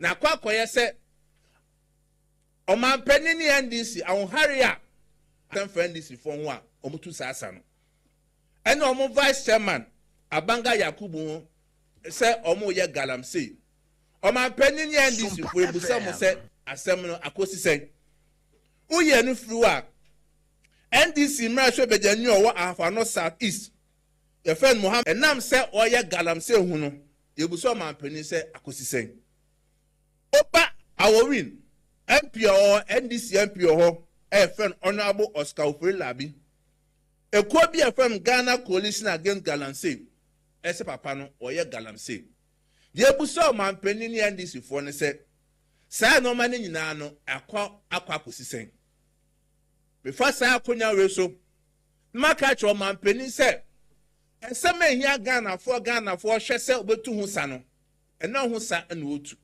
na emom ni opponent ena wa na adwen se obetu nani ade asi wo so Cocoa farmers po esu sabi enche ye ena nsuo eyi fa amanfo omo nkran ha ena regents ni biaka o man pani ka wodi a wodi prosecute opponents no kasa wodi ni bi no fa ko hye sa ntokwa we mu se be ya flag no sem no engine sem wo mem ha na de me kan ko wie ne se me share titafo me hye mo boss MP picture ma wontumi enja ne mu me ka che mo se sebi ene e hia no MPP legal team for no ya ka che mo se omo file appeal no mo challenge decision judge no ediaba na me wie no me pese wiasem nyina ati asese chema wontumi abanko koma de da kotwe no eya mayosem sebi enya boni bi mayosem ti ene de na koto abanko kuom eya mayosem ti ana ndisi aban ena koto abanko kuom na yakopo oti ase no eni se all right, and you know the General Secretary of the New Patriotic Party, Justin Kudia, and I'm turning Kano. Like I said, so I can't some Yanama. Abotchie Mpacho, Galamsey no insunia tiana. Eninti. The Galamsey na so koso. Also stability levels na abafom. But da so koso entisa. Galamsey da so koso. Enti ehemfo campaigns ben yebetimi e de nsese abuse as we speak. Aban we air prosecute omo. Ebini ho. Can I speak? Thank you. Me patrol you. Campaigns ben any betting can say Mahama bai apart from moon to me. You didn't work court. Patrol President Mahama catch ye say on one ben mun appointees ni bi wa omo ye galamsey. President Mahama digana bro.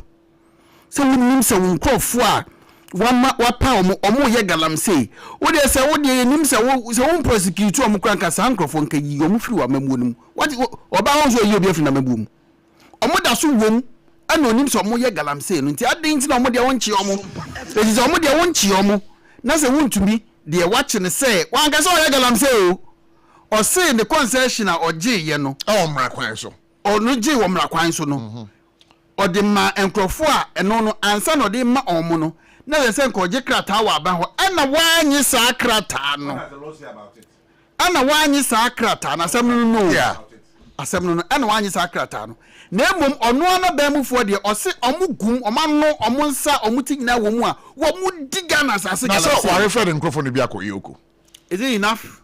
Speed, oh, please let me talk. Allow him. Please, Elbow backman, please. Please. Yeah.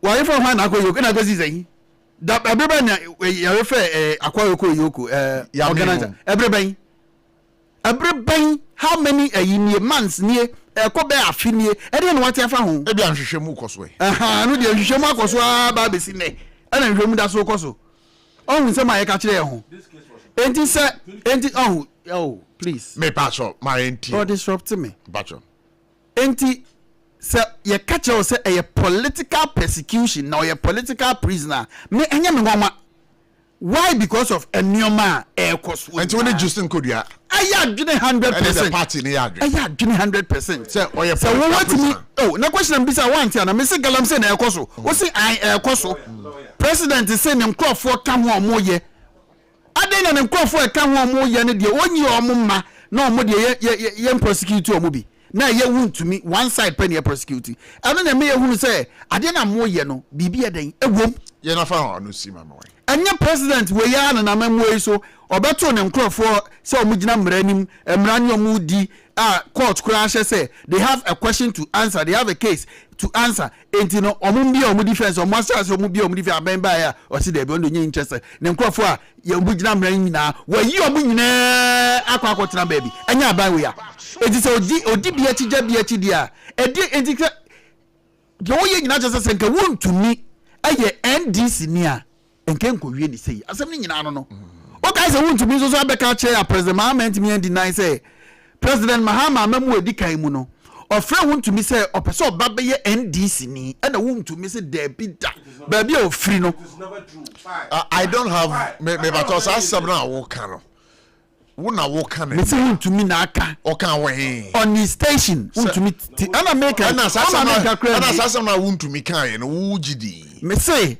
sa na wontumi kan ye ana free ho rebuttal bia ama ebra ye chi na ye hyehyɛ ne nneɛma no kai oga ye chi no e hyehyɛ ne nneɛma ano na no all explain this asem no say ba bia ekokodu ye say afa de onyai no mra party ni mu ana so onye na ye hyɛ ase e na ye hyehyɛ uni kroma na ye hyehyɛ oh please you are insulting me, don't do that. I respect you, don't do that. I can do similar thing to you. Don't do that. He's my senior brother, but I know you see, Justin Free Poko, dear Kenny Nara, and some more Kenny Nara. I am no crack. me fan say you see most of guys are going to financial say appeal because so you be who no be a womb because this is a judge from what you are telling me we are hearing there is an application pending at the Supreme Court as we speak as to the interpretation of a certain aspect of the law and a judge in there be on train Supreme Court obekoso na order the judge says some now or interpretation every Supreme Court no it's unambiguous yes and if he thinks say unambiguous he can go ahead sure and it is a court Supreme Court now Supreme Court who ambiguity judge na info all right me that's it obesan aba back na sabre no na odi untumi gogo shame no e dey na ya pepre ho no anti Supreme Court na watch me no odi ne verdict be ba na aho pepre ne friva mama ndas and na say political persecution say yam persecute you you ever want to be tum and you are a political prisoner and someone want to make a car you know or you political prisoner there can be no it's like a better word be okay be use to scratch and say Mami na say SOMPA 106.5 FM. Me dem say wutie na ebreso na ebie lines to ma. Also adwenkyira wo no na odi abebo. Ebo na opese o ka bibi. Pacho so microphone my boy. The man say me can consistently. One of the problems in Ghana also they solve on the MPP. There is one of the problems we have in Ghana, like unemployment, like corruption, like Galamsey. One of them is MPP. MPP, yes. Problem. Yes. How Ghana? Yes, it's a problem. Why? You see, get so many men. See, people, we need to be very serious, especially if you're a Ghanaian and you're not doing politics. You have to be very serious in this case. Also, there as well, you to form power. Judge, you know, I'm going to know my judgment. Have you read the judgment? Judge, you know, have you read the judgment? In fact, Pacho, please allow him. Allow him to talk. If you there, young court, allow him. I would ask him about meeting. Judge, you know. Ghana mbra or the honor of the Juma. What kind? Into judge, you know, judge, judge. Even judge. No bonitim. Was that some of Ghana? Debbie, me Pacho, please allow me. Allow him to talk. I think he's deliberately doing this. Yeah. Me Pacho, maminti. Go ahead. If we are living in a country. By muting the mic, don't respond. Say Yama Mbran Yejuma. As I said earlier. This country Ghana foot. Say Yama Mbran Yejuma. This country will get nowhere. Because judge, you know, could we are nominalizing one court in Pong Kobe. How can you say that? Judge. Ministry of and Mbra onyim. Who to make case in time was quarter. Meantime, people started complaining about it. 2022. Now, Dama CSOC. We will see Dama issue there. This is what is happening. That time now. MPP no power. Make I. My police CID. I work on reporting case more on Pono. When you could do one pursue case in. It is a Obia is the one. Let's embrace you laser. We feel that the only way to put it Obama Abane look bad and then Ipokunwe look good in there or a political prisoner or a political persecution. When it Justin could be a drink. Now how do you want to build this nation? Shall let me tell you, it will be in the interest of, I'm saying this, it will be in the interest of politicians in Ghana to behave well. It has happened before. At a point, politicians did not behave well, and there was no politics. So you feel, sir, Justin Kodia is not behaving well? They are not behaving well. You see, it will be in their interest, the politicians in this country, to protect the resources of this country, to help to reduce poverty, to help reduce unemployment, to help reduce corruption. It will be in their own interest. because yamu pengu memo si bio. Every coup why we Ghana abiano politicians own behavior no cause coup. May it never happen again to us that there's going to be any coup. But I'm warning politicians. So bia's ban na sembre miliza. Dama obiku yo bi na banchi na broze obi yo bi ni phone na oko jail no. Politician bi aso so ozibana oko jail. Do you know taxi drivers who are being jailed all the time for careless driving and other offenses on the road? People go to jail every day for what they do against the law. It is a politicians are on a political persecution. Nobody cares about it. Are we in a banana republic? Are we not in a country governed by rules and regulations and laws? It is if you put a teacher on money, mama politician back there because of want to me in Assembly or Kenti, want to me on record. The minister at that time, ABOTCHIE, I said, want to me as only license doesn't hear Maria or Forest War. ABOTCHIE upon our back. And then the same want to me now, you know, listen to court here. Into all the cases in court now, if you want to me, more plea bargain as in all these guys, okay, ghost farm Nazi. No, the nipa ko who send bebre. So what partner so they there you are being politically persecuted. And see, say politicians are you are a special human being, especially if you belong to MPP. You are a special human being. But if you're not a politician, then if Chachu Chikata was in prison, who is wound to me?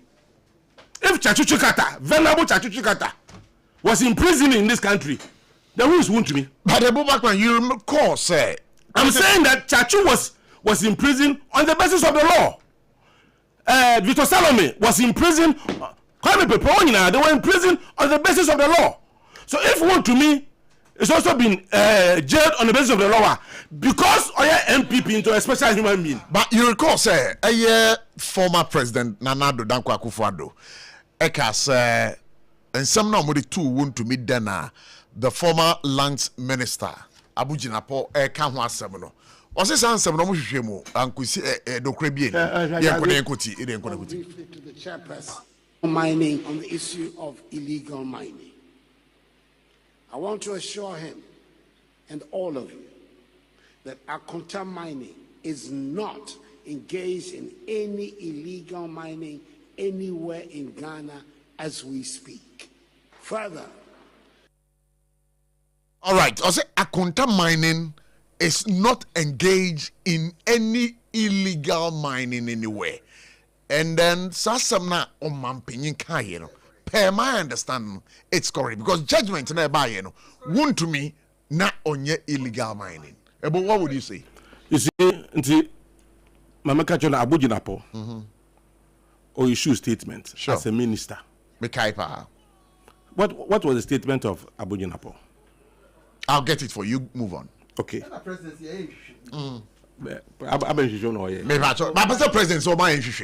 see, as this my good friend lawyer, Sebe, very intelligent lawyer. Oh, very. Then because of politics in because of politics in what to the law in Egu. As in that, as you want to me. When you there, as in the license movie. Sana judgment in the can. No, okay, one car, my umbrella say, my umbrella car, that's the Mazana. Even a switching order was a monk. But that's what can I say. Because,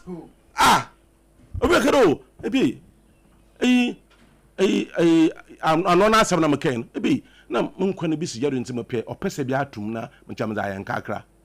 Nto onya adwene bɔ no ntina opodo okɔhwe opesebine ozeba yen kakra na ozi na mmom otiam branti oman 3 years so what you do if it's against the law you have to be punished on the basis of the law, not emotions until the judge or acting within the law.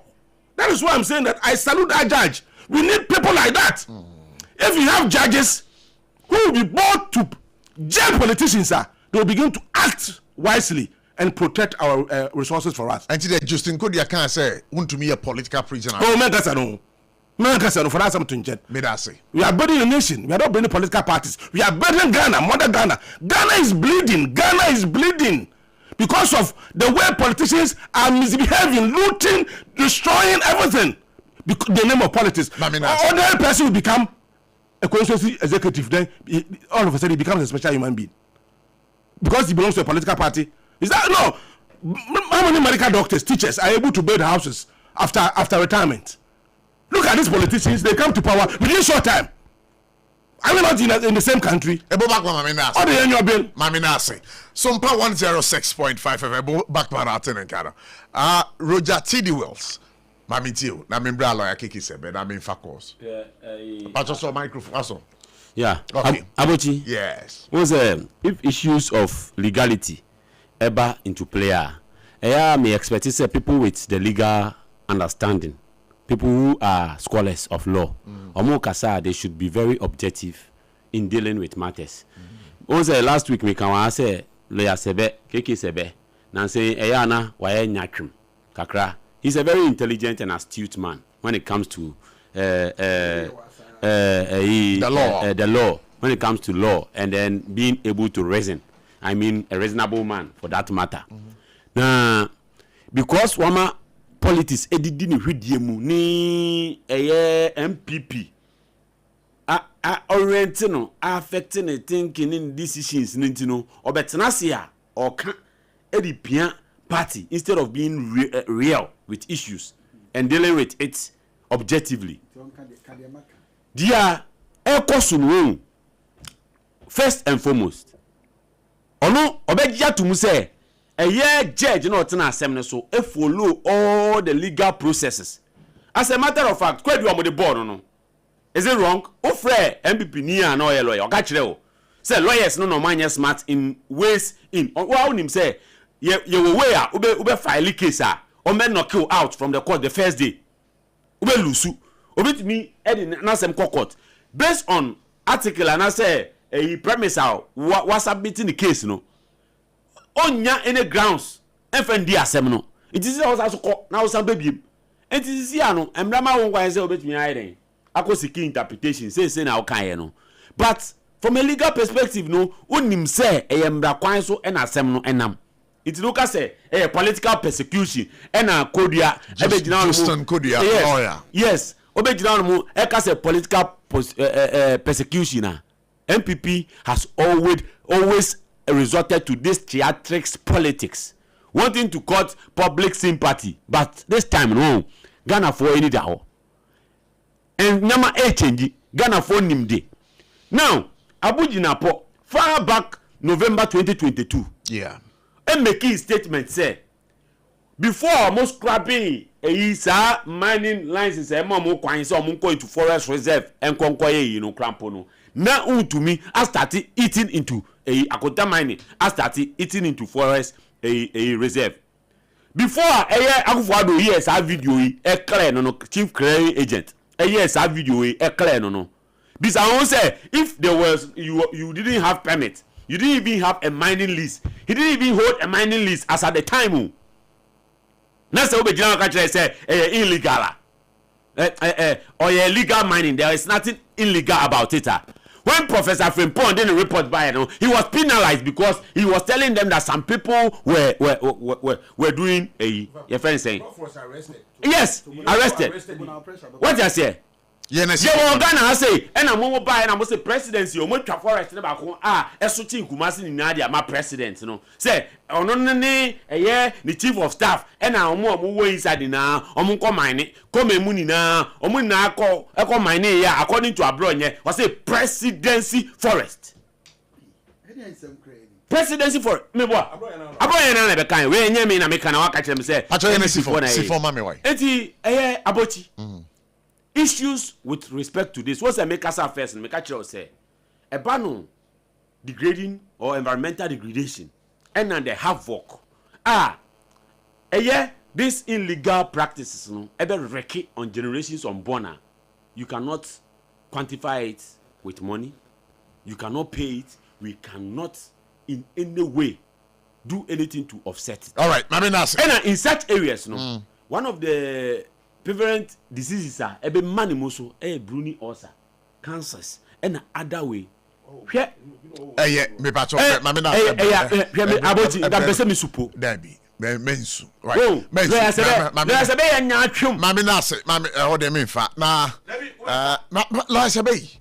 I want you to explain this to me.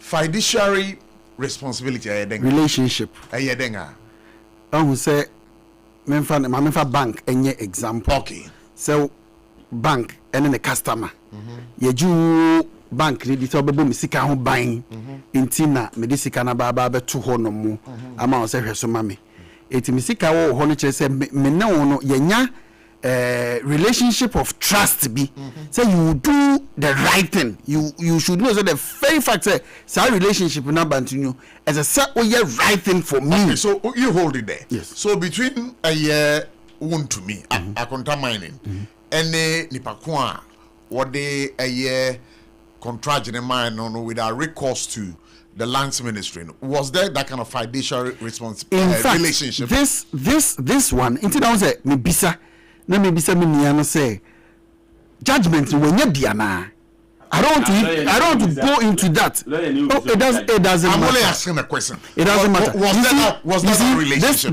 This question that you are asking is not a question because this one is premised on a certain judgment.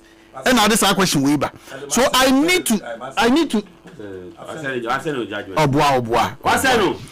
I need to get and read it. Yes, sir. My friend Deben quote code card. Me no na kasa wa that a code card nam. Lawyer KK Sebe says wound to million there you are being specific. Yeah. And let me get the details. You and your become wasn't Abochi. Yes. Say me na me say me a hypocrite na dey. Na me ka so be ka say almost on crop for no mu ye galamsey na enye e ya de bone cancer na all kan ho asem no. Why does galamsey ya de papa? Empire me say me kasa for galamsey. See yen say yensu, yen say ye quiet. Why won't I I've been condemning galamsey ever since. Say who to be is inside, so whoever is doing it. I will not know who to miss matter, you know, and they abba ya court the na abba so we differ. And I message you say no. And some more can mate no. Also me buy me kind Abochi from the start. Say, I didn't born na won to me aye. Mon can jam so acquire galamsey. That's not what you people are saying, no. Most of the na sase akomo obi ewa abra wan kwaji tumi ewa aban mu ananyesa na oka nipa ne de ye galamsey eti na me say nipa ne de ye galamsey eti say nipa ne galamsey ni nti ene ye de na tuma na so that was the reason why maybe say question that fiduciary relationship that is the reason why I'm so man person me you and I saw where you were going eti na ma ask for judgment, you know. Having it, I can't read it now. I'm on air. I'm on air. You see, all right, SOMPA 106.5 FM. I mean, count, sir. Endpoint homeopathic clinic. That's where I said in the pa. Dr. Dubuati woye bruta. Ya de bia de fa ne tia kwan e hotel de te. Say yen juju ye. Say ya de bia oba wo person fefro embe ye. Be ma wo person nyinsen oba. Bema wo de boss wa na ba che say ya de basa bi ya de bia kan wato ho a me ba to de wo so ye nyina na say wo be frɛ Endpoint homeopathic clinics is here. I was 0244 867068 0244 867068 and now friend was 02742 34321 me ba to say what team cancer is here there Dr. Dubuaten zempo ni pa yade ne wa kampamu ofie ni parent me sorry nante kwa asabia Endpoint homeopathic clinics, a man how one that would have number na mabobosono, fre, or bebe fie na wababa sheni pakon at the amount. Nasakai say RSYD, no VG studio kama pa a whole free year, a whole year. Location be a whole pibiano benye bi ho. Camera so mudi ye juma, a yabe food ye be any da ho cray. Now, but just as me can know ya. Who no say RSYD no VG studio. One more creative director or beboawo. Ooh ye, ooh ya into Ishemudia bia obe here video coverage. One more ho edema. Woman board that from any kotokomia wa 2. She show me check when ewo Malam Abasi. Our first Cocoa Street no so. From 057-4715-778. Again, read them on 030-3974-822. That is where your vision can become real. 0260-196064, 0260-196065. Hello, good evening. Me pato wana me na kasi. Abonye pato dinga. Me te onka pato wana me na kasi. Me pato nipa mienu pe no akọ ni. Me pato makiase. Me mo wajuma. But for some more to go so me tiom papa. Me pato dia. Greater Accra woman organizer at the hope to say me da say. Now me akosia wusu one one e ko. Wa cheja ko natural chairman. Wa fuck. Okay, ko wenim. Maybe a Jamaun to be a general mini program. Like Papa Mahama, I know Tom or can pain. I said, also said, you tell me, or to get something, the part of what I was saying. I'm not saying any power. I actually more at the coffee as a ye. What again about that? Many problems say, I quite no more to get better than that to get on say. I did a present lawyer phone. Bring me to my baba. Me da say pass over you ready to say hello, good evening. Good evening, Abush. Yeah, me pato baba ya let you say. Hey, Abush. Me hoye pa my intio. Ba. Abush. Mama intio we. Me say. Say the man is there and get them a corruption quiet time power. The politicians make you and the judgment will be judged at the bar. All I need is to alcohol. And the I'll be a sort of the more appointment I'll be in one son of what. And you have a more appointment than what it. That was someone who's got to see a die near you know what for you. I don't want to by account. Mother. Don't mind my dear Jim, papa. So we understand how the corruption in the crown a month of it slow. And to move on, what can you tell won't be about motion? So if I do fire, woman. And the Magana it was scarcely a bremaza. Me da se pass by. Hello. Hey, is that what she? Yeah, me pato wani. Me pato bright near me casa fair was so kind. Bright, what am I pato ma minti why? I want some park and Bright, a brandy ho. What ya? My ending commonako. But on a Ghana for here. Once a chairman would be there and a Ghana for there to that. Yakayama, former president who fought Ebeka said, chairman would be into and then one idea is it's a church now, Papa. Yes, look crowd inside. Yes, he said, you be channel. Now we are for your Quebeco affair. She said, a crowd idea, you bet strong. Yes, red judges no. The judgment about woman is in Kuta 20 years with a baby. Now, Obia, which means your forest, I child. Say, anything, what? That be here to for which means hotel. For two Albudia, now who take the good and will teach you any idea, and ready are you for any for, and then when I know what to get your money. The idea, the appointed for us, or move as a galam. I can, or move check, or move to every child. Because I can craft and what happened every year, not any anything. Me da say. Hello. Abotchie. Yeah, me pato wana me no kase. We akafia dio. Akafia wada ban pato katamanto ma ntie wai. Mafia onabo kwate ejako. Na me lawyer Ali Maga, Oba national organizer. Abotchie. Yes. Ebobat Marcel. What's yapa? Oh, assembly with him. Maybe I know about cat. On the NDC, not on Roger. So sorry. Me pato. Hello. Abotchie. Yeah, me pato wana me no kase. Etika akabi afuda we na kati account kinaka. Me ba to ma mintie o ye ni brewai. Ntu ba no aka wase. Me amehu. You know, the chance